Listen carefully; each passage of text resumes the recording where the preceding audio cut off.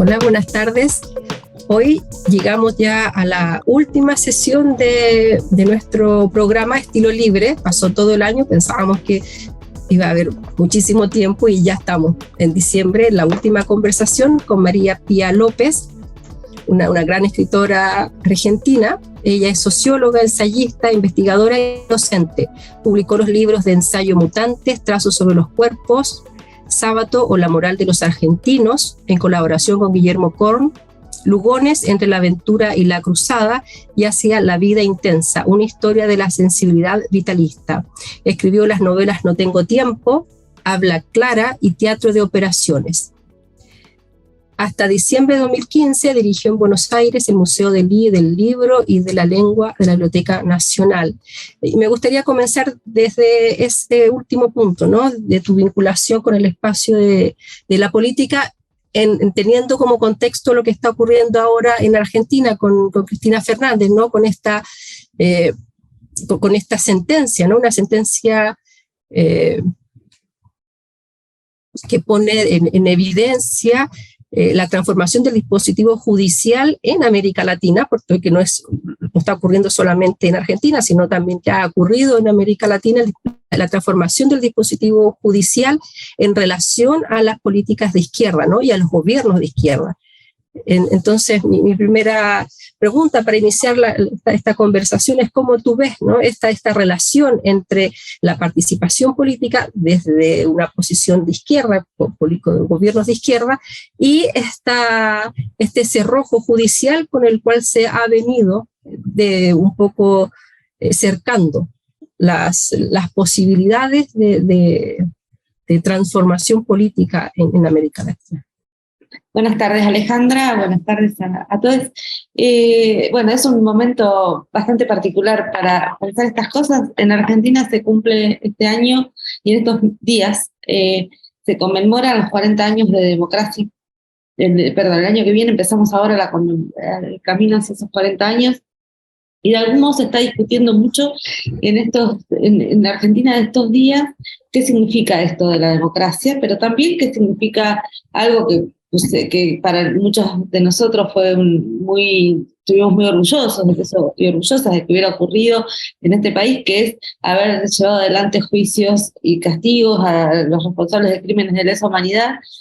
Pero en ese contexto, donde lo traigo porque de algún modo estamos pensando alrededor de qué fue el terrorismo Estado, y fundamentalmente qué continuidades o qué cosas quedaron de fondo como permanencias y que esos juicios no pudieron tocar, digamos, no pudieron alterar, y que tienen que ver con las complicidades y los beneficios civiles, también y en términos de algo que Rodolfo Walsh, un intelectual argentino que fue asesinado por el terrorismo de Estado, había señalado con mucha precisión ya al año del golpe, que era que lo que causaba horror, que era la crueldad, la tortura infinita, sin tiempo, los campos de concentración, estaban al servicio de una modificación profunda de la estructura económico-social y fundamentalmente del aumento de las condiciones de explotación, ¿no? De la pérdida de ingresos para los asalariados, desalariadas y cambio de las condiciones de trabajo y de concentración del capital. Bueno, y eso que fue dicho en 1977 como advertencia, digo, que es algo que podemos pensarlo para todos nuestros países, digamos, qué significó el terrorismo de Estado en relación a la reconfiguración neoliberal de las economías y las sociedades. Fue de algún modo persistiendo, casi a veces en silencio y a veces de modo más visible, pero fue los gobiernos kirchneristas los que de algún modo repusieron este otro costado de la discusión, ¿no?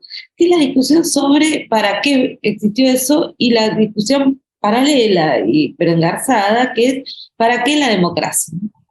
¿Para qué la democracia? La democracia puede instaurar políticas que puedan modificar de cierto modo el orden de las cosas o no. Digamos, por eso fueron gobiernos tan vinculados a una especie de antagonismo constitutivo, porque todo el tiempo se estaba bajo esta pregunta: ¿cómo se constituyen fuerzas para ir un poquito más allá, abrir un poco una instancia redistributiva, etcétera?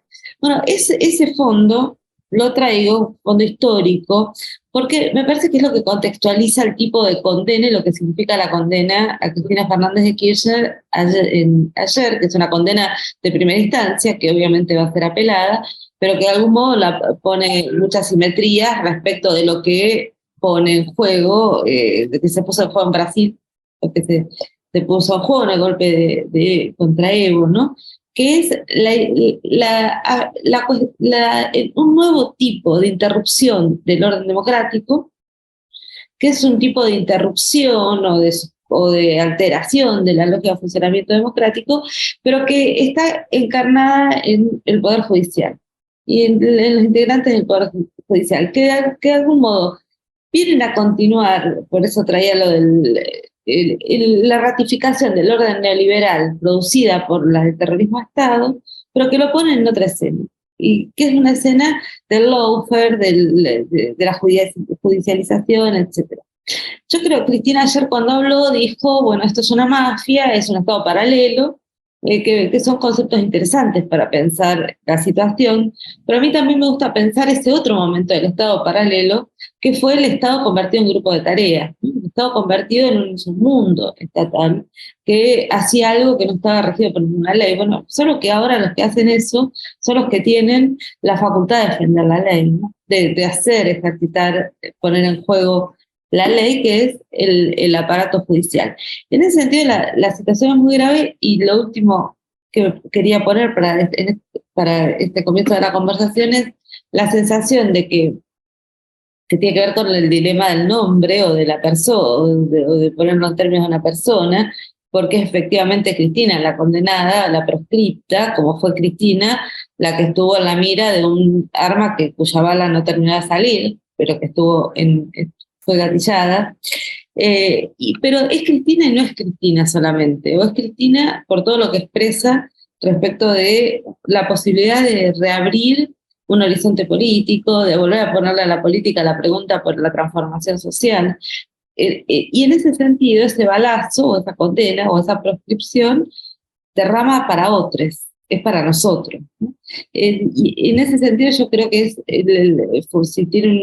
tiene un carácter muy violento lo que sucedió ayer, porque es como una especie de condena a la impotencia, ¿no? A decir, bueno, ¿todos ustedes creen que votando o eligiendo se puede hacer algo o no? Esa es mi sensación respecto a por qué es Cristina y no es Cristina, o es ella en tanto encarna una posibilidad, ¿no? Como si fuera alguien que puede encarnar la apertura de un cierto espacio, ¿no? Una cierta historia. Sí, y continuando con aquello,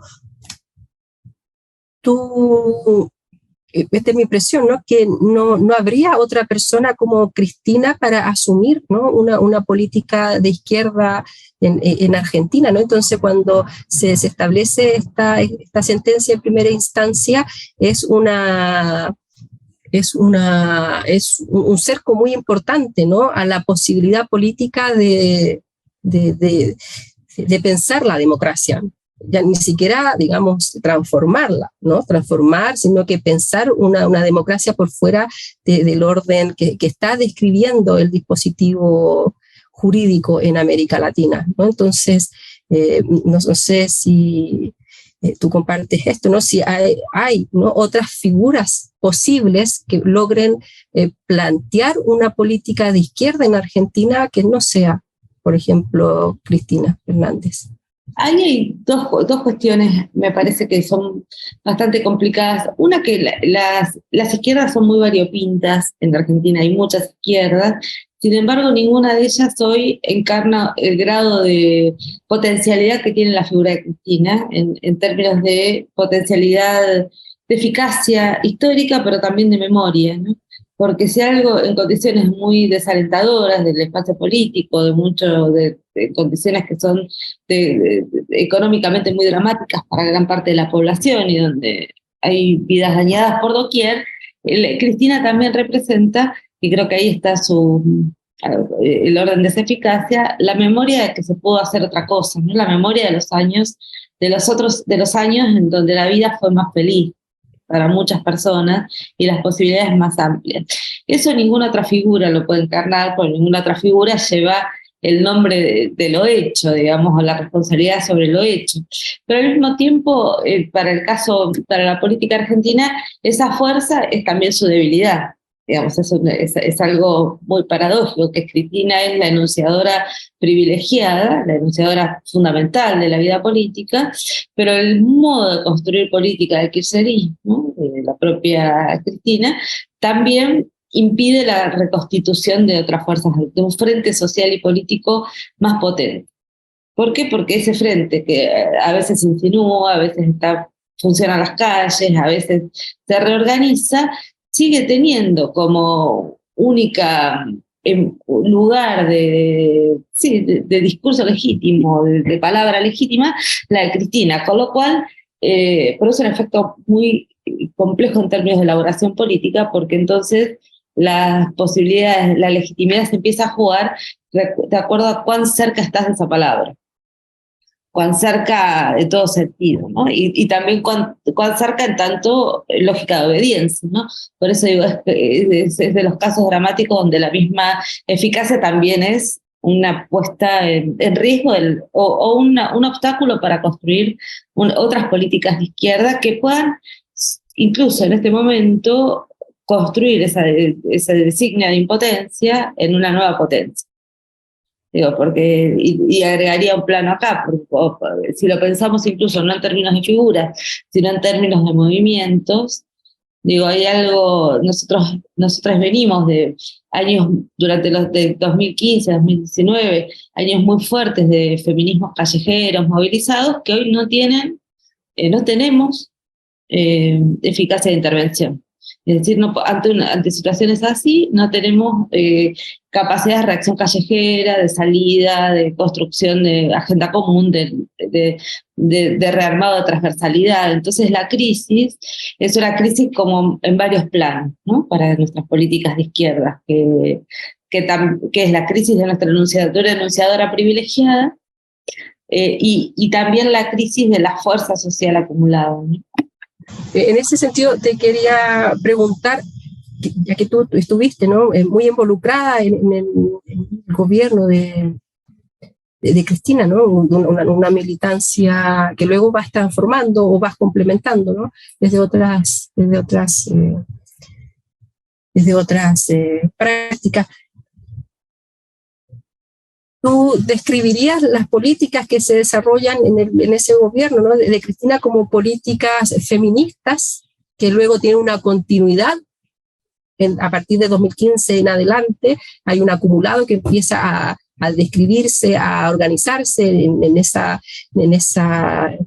ese periodo, ¿no?, en ese periodo en el cual asume Cristina y que transforma, sin duda, ¿no?, y que incorpora otras corporalidades en el espacio de la política. ¿Tú ves allí un signo feminista que luego se recontinúa de otro modo a partir de 2015 o no? ¿Cómo tú ves allí esa práctica que se da política de mujeres en el gobierno de Cristina Fernández?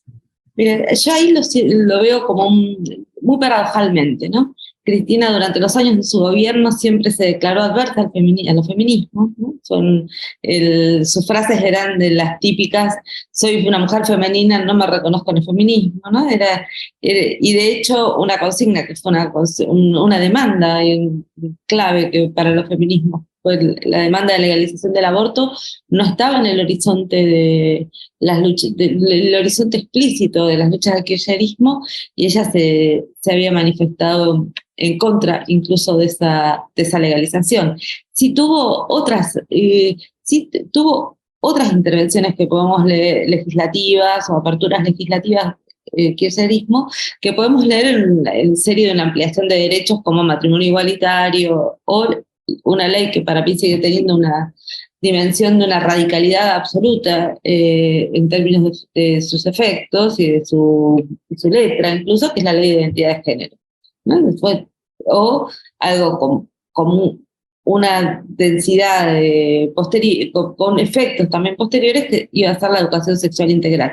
Digamos, durante ese gobierno se fue avanzando, y probablemente menos por los entusiasmos propios de Cristina que por los las militancias que existían de mujeres feministas adentro del kirchnerismo, se fueron desarrollando algunos pasos. Creo, sin embargo, que más allá de esa lejanía, distancia de Cristina con el kirchnerismo, algo que fue fundamental, fue la constitución de un liderazgo de una mujer muy osado. Un tipo de liderazgo, de construcción de mando político que venía como a irrumpir contra los modos anteriores. Pensemos que las figuras anteriores habían sido, también, por ejemplo, habíamos tenido una presidenta que había sido interrumpida por un golpe de Estado, pero que al mismo tiempo había sido una fragilidad y casi una abyección, su gobierno muy notable, y previo a eso la gran figura notable de Eva Perón, ¿no? Pero sobre esa zona, mujeres en el corazón del poder, del mando político, Cristina va a tener algunas diferencias y creo, algunas marcas que van a resultar interesantes pensarlas de los feminismos, ¿no?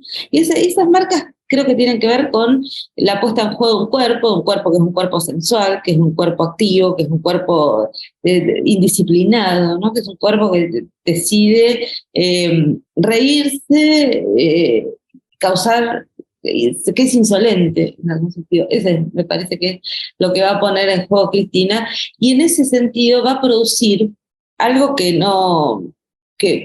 creo que no estaba en su horizonte, pero lo produce también ese juego, esa emergencia, que es la aparición de un peronismo feminista o de un kirchnerismo feminista muy juvenil, muy callejero, que empieza a convertirla a ella también en una especie de ícono, que por momentos es un ícono feminista, por momentos es un ícono lésbico feminista, es un ícono queer. Todo eso se produce como en los alrededores de su figura, no tanto por ella, sino por esta reapropiación. Y después lo otro que creo que pasa para pensar esos procesos es que sobre el final de el último año del mandato de Cristina, 2015, también se producen las movilizaciones más grandes de las que teníamos memoria en relación a cuestiones que hacen a los derechos de las mujeres o cuerpos gestantes o cuerpos feminizados, que tuvo que ver con las consignas de Ni Una Menos, ¿no? Es decir, ahí fue como una explosión. Eso junio, Cristina termina el mandato en diciembre de ese año, pero lo que se revela ahí es que había una potencia de movilización, un deseo de movilización, que era un deseo de movilización raro, que desbordaba muy profundamente los núcleos feministas anteriores, que desbordaban los activismos más que habían hecho, que tenían un discurso y una expresión más clara en relación al feminismo, y en ese desborde se encontraban con formas nuevas. Ahí es donde la figura de Cristina empieza como a quedar mezclada en eso, metida en eso. No porque fuera una masa, una multitud kirchnerista, sino porque ponía el kirchnerismo en relación a estas otras cosas, ¿no? En ese momento, ¿no? De tu participación política, escribes este texto, No tengo tiempo, ¿no? En el año 2010, ¿cierto? Y allí señalas un poco, escribes lo que no puedes decir en el espacio de la política, ¿no? Que tenía que ver o que tiene que ver con ese nudo, ¿no? De la maternidad, el deseo, ¿no? El deseo de ese deseo y ese otro deseo, ¿no? El deseo de la escritura, ¿no? Y que tú allí en este libro lo planteas así, ¿no? Que ficcionas allí donde no puedes decir en el espacio de lo público, porque no es posible decir aquello, ¿no? Esa interdicción al no deseo materno en el espacio de la política pública. Ahí a mí me pasó algo con la ficción que es sintomático, para decirlo de algún modo, que es que solo estuve escribiendo intensamente ficción los años en que estuve en la gestión. y después se me fue el deseo de ficción, o se me fue en términos más prácticos ese deseo de ficción, y quizás por este desdoblamiento que vos señalás, que es el desdoblamiento entre una palabra pública con lo que implica esa palabra en términos de asunción de una autoría, una responsabilidad, un modo de decir que tiene ciertas condiciones y que se establece en el marco de un territorio que es un territorio de disputas y por lo tanto también de máquinas de apropiación y traducción de esa palabra, en el sentido que una no siempre sabe en qué va a resultar, y la necesidad de una escritura que aparezca como fuga, modo social, deseo, ¿no?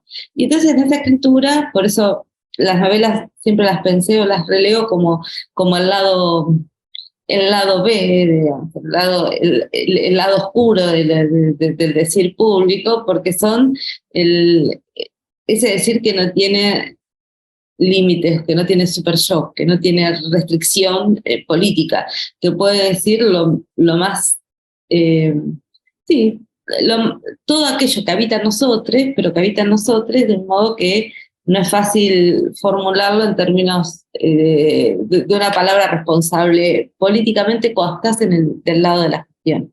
Digo que señalo esto porque después, fuera de la gestión, mi impresión es que todo eso podía decirlo, podía incluso volver a retrabajarlo, pensar la cuestión del deseo, la cuestión de la maternidad, de la no maternidad, pensado ya desde el ensayo feminista, sin necesidad, desde una palabra que sí tuviera mi nombre para pensar esas cosas. Creo que ahí cuando vos preguntabas específicamente sobre el tema de la maternidad, es porque creo que hay algo, que parte no tengo tiempo, tiene que ver con la maternidad, el deseo no deseo de la maternidad, y también con con la relación con el cuerpo en general, ¿no? Pensar nuestras corporalidades. Y creo que son estas cuestiones, hasta que los feminismos no abren el horizonte para poder pensarlas, son cuestiones que quedaban reducidas al orden de lo privado, ¿no? O de una palabra que se recostaba sobre la intimidad, no sobre lo público.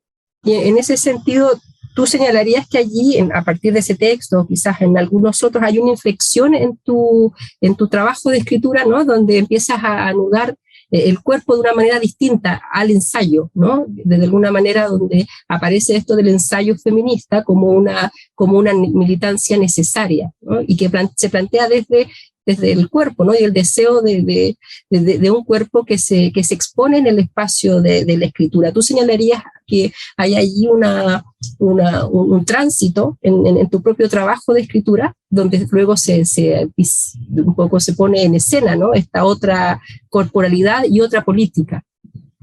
Sí, hay un desplazamiento un desplazamiento, entre otras cosas por algo que tiene que ver con otra crisis, que me parece que nos pasa a todos en algún momento, que es la crisis con el tipo, ya no solo con la lengua política formalizada como lengua política, que eso es un orden de restricciones, sino con otro tipo de formalización y restricción de la lengua, el discurso, la escritura, que es la lógica del académica, ¿no? Entonces, que eso, digamos, o qué tipo de autorizaciones necesita nuestra propia escritura cuando esta escritura se sitúa en los términos del ensayo clásico. Yo creo que hay porque trataría de pensar esa emergencia de otra escritura, no solo en ruptura con un modo de pensar la política, sino también con un modo de pensar la escritura dentro de las lógicas académicas universitarias, en el sentido de que esa palabra siempre, por lo menos para mí hasta ese momento, era una palabra bajo observación, ¿no? Una palabra que podía ser juzgada, criticada. El momento, para mí coincide el año en que escribo mi primera novela al año en que publico como libro mi tesis de doctorado. Tengo la impresión de que esas dos cosas estaban muy engarzadas también, porque era decir, bueno, esto ya está, ya cumplí con las tareas encomendadas por las santas instituciones a las que pertenecemos, y ahora puedo hacer otra cosa, y esa otra cosa tiene que ver con reencontrar de algún modo reencontrarte de algún modo con el cuerpo de la escritura, ¿no? Y un cuerpo de la escritura que es un cuerpo mucho más lleno de huecos, de agujeros, de imposibilidades, de zonas oscuras, de problemas para pensar, que lo que estás obligado en una retórica universitaria académica clásica, donde tenés que mostrar un saber. ¿No? Entonces, mi sensación fue que estos últimos 10 años de escritura son escrituras desde el no, como asumir que se escribe siempre desde una ignorancia, desde un no saber, desde una... pero eso implica escribir fuera del juicio, como fuera de la persistencia de una observación. Y en ese sentido, el pasaje por haber estado un tiempo en la ficción para mí fue quizás un momento necesario para después volver a hacer ensayo, ¿no? Que el momento necesario de decir, bueno, liberar un poco la escritura de esos corsets en los que construir interlocutores imaginarios también, ¿no? Pero las instituciones a veces no tienen tanto que ver con poderes reales que efectivamente se ejercen, sino con el modo imaginario en que nos vinculamos con ellas y los fantasmas con los que nos asolan. Pero bueno, esos fantasmas están en estas escrituras. En otro texto del 2016 que se titula Yo ya no, Horacio González, El don de la amistad, señalas que una escritura es siempre una ficción, ¿no? Lo que estás ahora señalando, ¿no? Este espacio ficcional del espacio de la escritura, y que en el fondo, ¿no? Lo que subyace al ensayo finalmente es una novela, ¿no? Y en diálogo, es una relación, un diálogo con lo que estás diciendo de Horacio González, ¿no? Esa relación entre ensayo, escritura y ficción. En relación a esa articulación, que es otra manera de plantear la transmisión, que también la has venido trabajando, ¿no? De la filiación y la transmisión, que de alguna manera le otorgas un lugar importante, ¿no? La amistad como un lugar de transmisión. ¿Cómo planteas tú ese orden de filiación, de transmisión en el espacio ficcional, ¿no? de la escritura? El otro día escuchaba a un escritor argentino, Sergio Raimondi, en una mesa que compartimos, que él traía un par de imágenes para pensar la escritura que me parecían muy interesantes y no las tenía en mi memoria más inmediata, por eso las cito por la mediación de lo que le escuché a Sergio. Una era una expresión de Bakhtin, cuando Bakhtin dice, todo enunciado es respuesta, porque ya nadie rompe el silencio del universo, por primera vez. Y esa idea tan antigua de Bakhtin me hizo pensar mucho en las escrituras que a mí más me interesan, digamos, que son las escrituras donde asumen de un modo muy autorreflexivo y productivo ese carácter dialógico. Es decir, donde ese orden, esa conversación en la que necesariamente se imbrica una escritura, porque esa escritura no nace nueva a un mundo virgen, sino que está llena de glosas, de citas, de discusiones, de memorias que la atraviesan, de pedregullos, ¿no? Escribimos con esas bibliotecas que tenemos y también con las conversaciones que sostenemos y también con todo lo que olvidamos, ¿no? Todo eso está en una escritura. Me doy cuenta que lo que más me interesa del espacio de la escritura es cuando aparecen, cuando eso aparece reconocido, ¿no? Reconocido de modo productivo, no silenciado. Y cuando sería silenciado, cuando una escritura, o cuando no aparece silenciado o cuando no aparece codificado. Es decir, cuando aparece silenciado sería una escritura que se coloca a sí misma como un lugar de enunciación sin matices, ¿no? Directa, que se autosostiene a sí misma. En ese libro sobre Horacio yo quería traer precisamente algo que tenía que ver con su propio modo de escribir y de enseñar y de conversar, que era esto, que en todos los casos se caracterizaba por solo abordar un problema, considerando los modos en que otras personas lo habían abordado. Es decir, Horacio nunca decía, pienso esto sobre esta mesa, sino que decía cómo pensar esta mesa en el contexto de considerar cómo vos habías pensado esa mesa, cómo otras personas la habían pensado, considerarlo controversialmente, discutiendo, enfatizando, disintiendo, nunca con plenos acuerdos, pero ese rodeo, ¿no? Ese rodeo por la palabra ajena y por la apropiación de la palabra ajena, a mí me parece fundamental, del mismo modo que me parece fundamental en otras situaciones de transmisión, ¿no? En una clase, en una clase, en una exposición, digo, ¿qué es lo que hacemos en una clase? Cuando ponemos a disposición de las y los estudiantes un conjunto de textos con los cuales nosotros nos vinculamos, y tratamos de pensar y con los cuales conversamos, ¿no? Por eso me interesa pensar como el espacio de construcción de un discurso, sea un discurso ficcional o un discurso que no se pretende a sí mismo ficcional, pero que construye una escena narrativa, pensarlo como instancias de conversación, ¿no? Y pensar que esa conversación, en los momentos en que se vuelve más potente, más interesante, es cuando se deja habitar por la heterogeneidad. Por lo que la tensiona, lo que se deja habitar creo que por ese otro que delira en mí, ¿no? Que era la expresión que usaba Derrida para nombrar eso, ¿no? Y ya que lo mencionó, a él también reponer esa idea de conversación, esa construcción de una escritura en la que ese bullicio ese bullicio plurilingüe a veces también me parece que la noción con lo cual pensarlo también es de hospitalidad. Acabas de mencionar este orden de filiación también de la biblioteca, ¿no? Cada espacio de escritura es una biblioteca que se va tramando en relación a otras escrituras, amistades, en esas conversaciones, también a veces imposible, pero que finalmente tiene una posibilidad en el espacio de la propia escritura.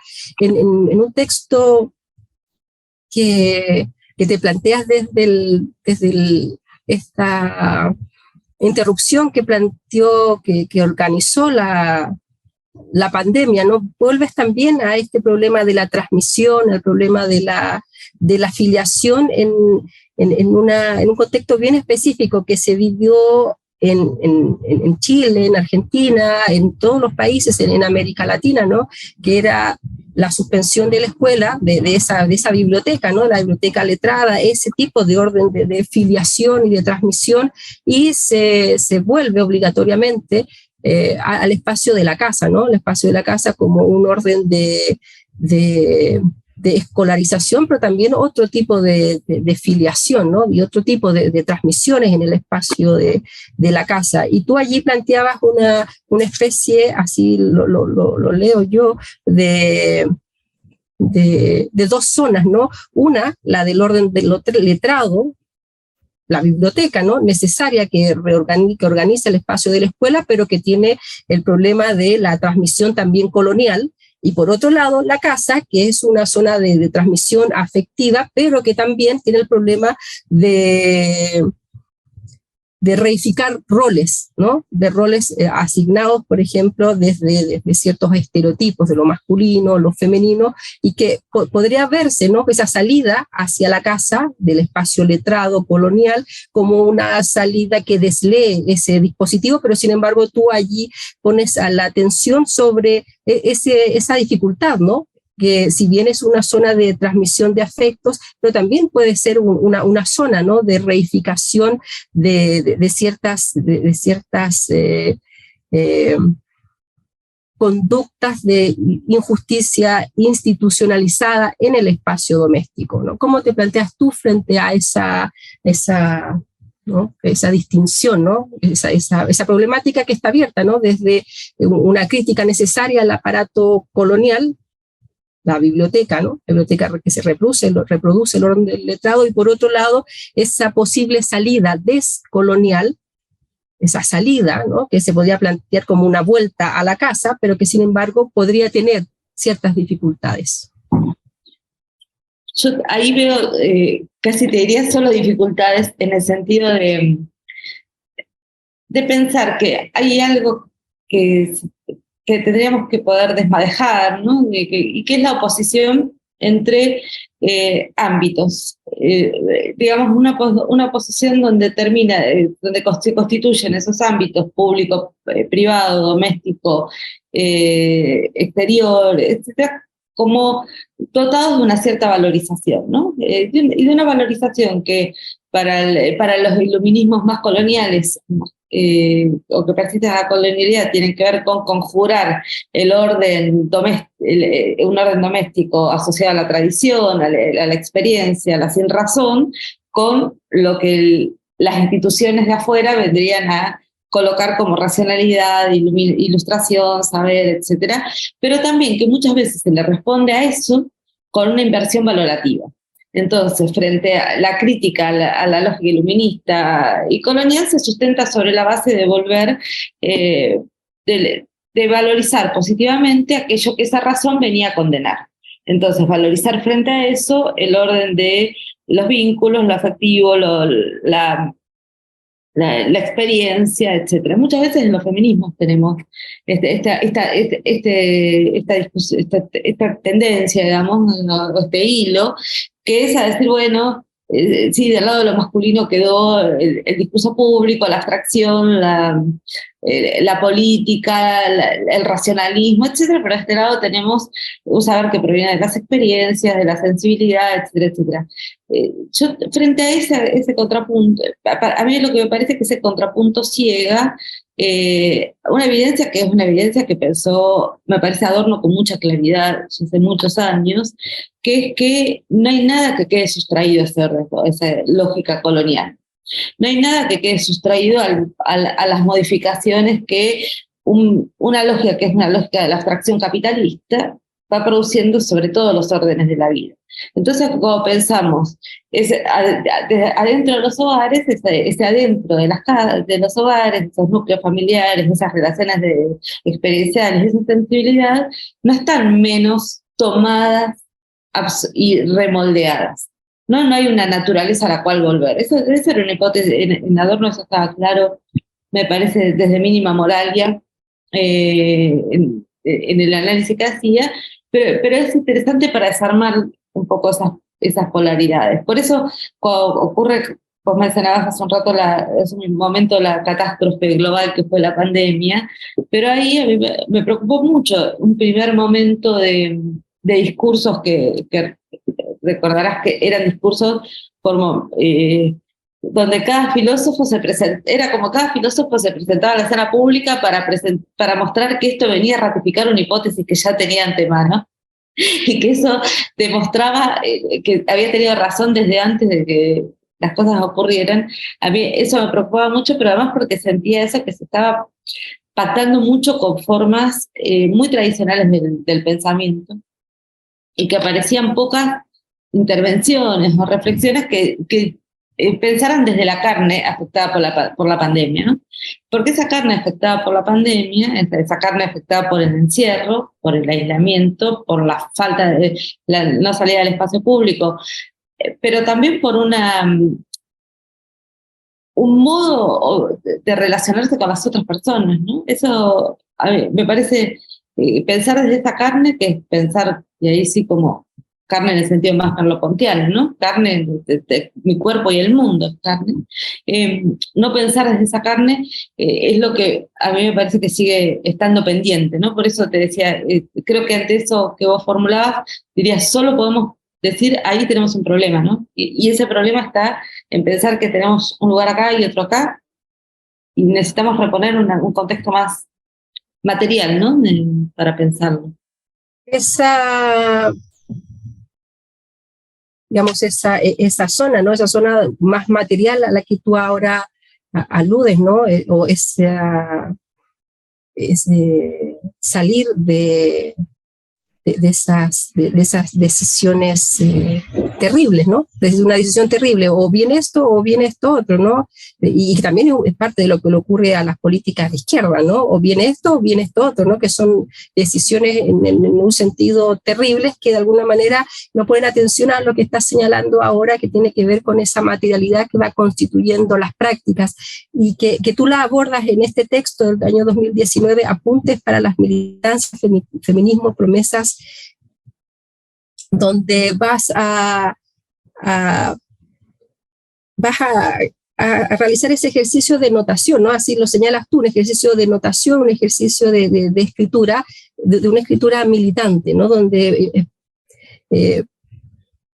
tu ejercicio, ¿no? Pareciera ser o apuntar a esa materialidad que ahora estás tú indicando, ¿no? Y que intenta salir de esa decisión terrible, ¿no? O bien esto, o bien la biblioteca ilustrada, o bien la salida, ¿no? Cómo tú te planteas en este texto, ¿no? Y esta militancia, cómo planteas también esta idea de militancia, ¿no? Que también allí ha sufrido una mutación, ¿no? Una mutación en el propio concepto que tú estás planteando allí en ese texto. A mí es una palabra que me gusta mucho, y el libro es una cita, una alusión a un antiguo libro de John William Cook, que se llamaba Apuntes para la militancia. Entonces quería jugar con esa sonoridad, entre otras cosas porque Cook es también el nombre de un tipo de intervención por izquierda o de interpelación por izquierda al interior del propio peronismo, ¿no? Es el interlocutor, es el que funda una genealogía, digamos, en relación a una posibilidad de enunciar desde izquierda al peronismo, de pensarlo desde las izquierdas, pero por lo tanto es una figura muy incómoda, ¿no? O que parte de un lugar de incomodidad, de la pregunta por un cruce y al mismo tiempo por una especie de malentendido. ¿Quién es? ¿No? La pregunta de Cook siempre es quién es la izquierda en cada situación, o qué izquierda es posible o realmente existente en la Argentina, ¿no? Entonces yo quería pensar eso, por eso la idea de militancia y no la idea de activismo, es decir, pensar en la idea de militancia como un tipo de compromisos, y que esa discusión pusiera la cuestión ante un cierto orden de preguntas, porque la discusión estaba formulada un poco en esto que vos decías, los contrapuntos terribles, ¿no? La exigencia de tomar posiciones, digamos, esto o lo otro. Bueno, en ese momento lo que se estaba discutiendo en Argentina si era el momento de construir una fuerza política capaz un frente social político capaz de ganar una elección, y qué hacer desde ese frente político y social con las demandas de los feminismos. Y lo que aparecía desde muchas personas que se declaraban militantes era, bueno, no es el momento, ahora hay que atender cuestiones graves como las de la pobreza y no estas otras, que son las cuestiones que vienen a plantear los feminismos, ¿no? Ese no es tiempo ahora, el tiempo llegar en otro momento, que trae muchas memorias, ¿no? De las vidas militantes y de los discursos políticos, porque son las palabras de las contradicciones principales y secundarias, de las tareas de hoy, las que vendrán mañana, ¿no? Estamos llenos de eso en las militancias de izquierda, de qué cosas son urgentes y imprescindibles, cuáles podemos postergar. Bueno, lo que yo traté de pensar era que solo había una posibilidad de confrontar al neoliberalismo si nos tomábamos en serio todos los modos en que el neoliberalismo se realiza materialmente en las vidas, y que los modos en que se realiza efectivamente en las vidas del neoliberalismo son modos que están siendo conceptualizados, descritos, narrados por los feminismos. Y porque los que están conceptualizando y narrando los feminismos son ese daño, ¿no? Es un daño, estamos narrando la crueldad, estamos narrando la lógica de la producción de vidas desechables, estamos narrando la destrucción de las condiciones de vida del planeta, estamos narrando la financiarización y endeudamiento del mundo. Digamos, todo eso se está narrando desde los feminismos. Entonces, pensar que hay militancias que son antineoliberales y militancias por la justicia social y otras militancias que son feministas es vaciar a ambas de su verdadera potencia, ¿no? Que es que los feminismos no son solo, entre sus querellas están la de no limitarse a pelear por un conjunto de derechos civiles. En este mismo texto, ¿no? Apuntes para las militancias, introduce en una alteración al concepto de duelo, ¿no? El trabajo de las madres en Argentina, una torsión, una transformación allí del concepto de duelo, y que yo diría que es una insistencia de lo que he leído de tu trabajo, ¿no? El duelo y escritura, el duelo como una forma, ¿no? Una forma de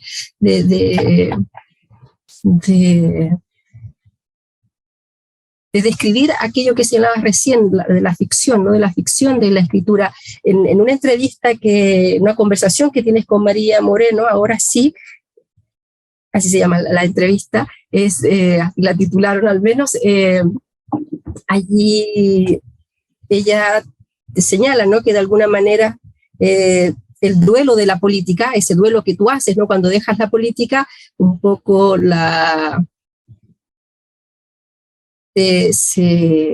se desplaza por una militancia feminista, y entonces allí también hay una transformación del orden de la melancolía.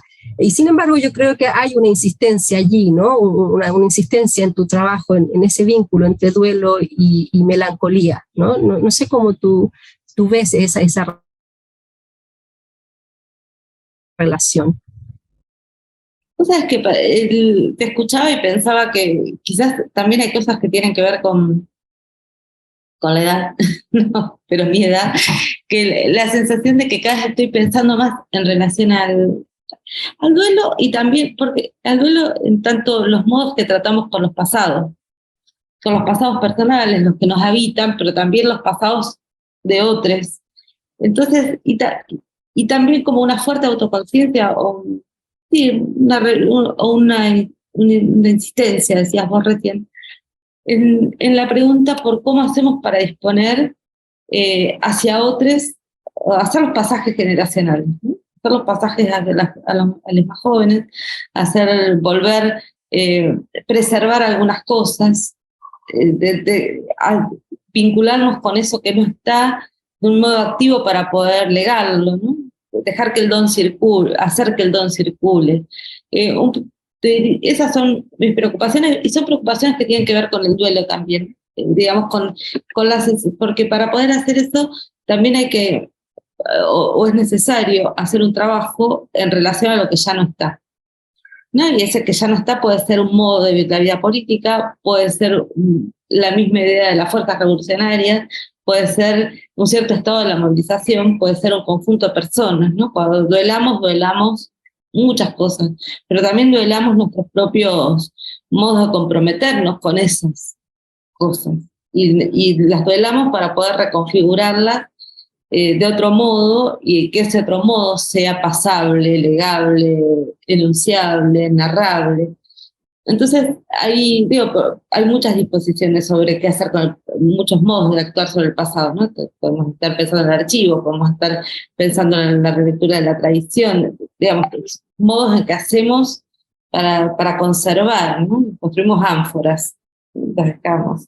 Bueno, yo siento que el duelo, de algún modo, es la condición necesaria para hacer esas acciones, ¿no? Y ese duelo a veces es un duelo público, un duelo colectivo, un duelo con otros, y otras veces son duelos más personales y solitarios, ¿no? O singulares más que solitarios, pero que están allí. Y después creo que hay algo que a mí siempre me interesa mucho de las situaciones de duelo personal y colectivo, que son como la pregunta abismal, ¿no? ¿Qué perdemos en ciertos momentos? ¿Qué se ausenta? ¿Qué se ausenta en ciertos momentos? ¿Qué se ausenta cuando se ausenta una persona? Cuando finaliza una experiencia, cuando cambia un estado de cosas, pero ¿qué se ausenta también para cada uno de nosotros en términos de posibilidades de mundo? Eso yo creo que es algo que por lo menos a mí me obsesiona como tema, pero por eso te decía, no sé ya si es la edad, que cada vez tenés más despedidas en el curso, incluso de la propia vida, o también algo que intuyo que es políticamente muy relevante, poder pensar qué hacemos con los pasados, ¿no? Sí, en relación a aquello, ¿no? De lo que se pierde, lo que queda, lo que insiste, lo que aún está allí, ¿no? Y que se posiciona o que insiste en el espacio de la escritura. Me gustaría que contaras tu relación con el trabajo de edición, ¿no? Con ese trabajo, en esa insistencia de edición, de publicación del ensayo, lo que se podría llamar ensayo latinoamericano en una definición muy amplia, ¿no? Y qué política, y qué potencia política tú le otorgas a ese tipo de militancia, ¿no? Una militancia en el espacio de la escritura. Sí, y también que tiene que ver con me parece, con lo que charlábamos antes respecto a la idea de cómo se alimenta una conversación, cómo se sostiene una conversación, un estado de la conversación pública. Porque hay algo que en la conversación pública muchas veces atemoriza, sí, a mí me atemoriza, que es la sensación de esa conversación presentada como de formas muy esquemáticas, despojada de historicidad, privada de la densidad de matices, de colores, ¿no? Eso muchas veces ocurre.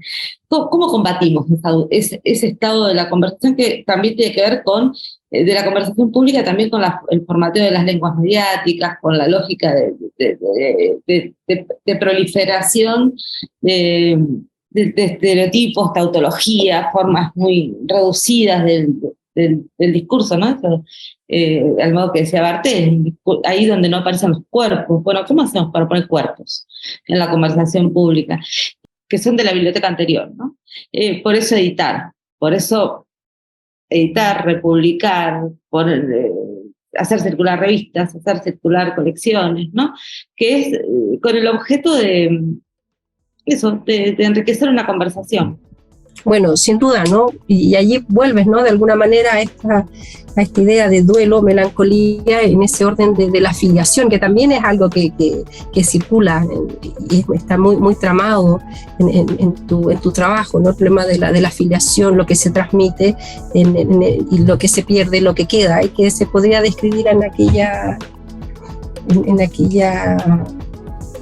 en ese par, ¿no? Duelo y melancolía, que es muy interesante, ¿no? Y con esto me gustaría dar terminada a esta conversación en este momento y quizás luego retomarla en alguna otra oportunidad, ¿no? Tener la posibilidad de conversar otra vez más, ¿no? Y bueno, te agradezco muchísimo esta... Sandra, muchas gracias y bueno, sigamos pensando. Sí, hay que seguir pensando en esta relación, ¿no? La relación y esta filiación que va tramando amistades, ¿no? Que es lo que estamos haciendo. Muchas gracias, María Pía. Muchas gracias a vos. Hasta luego. Chao.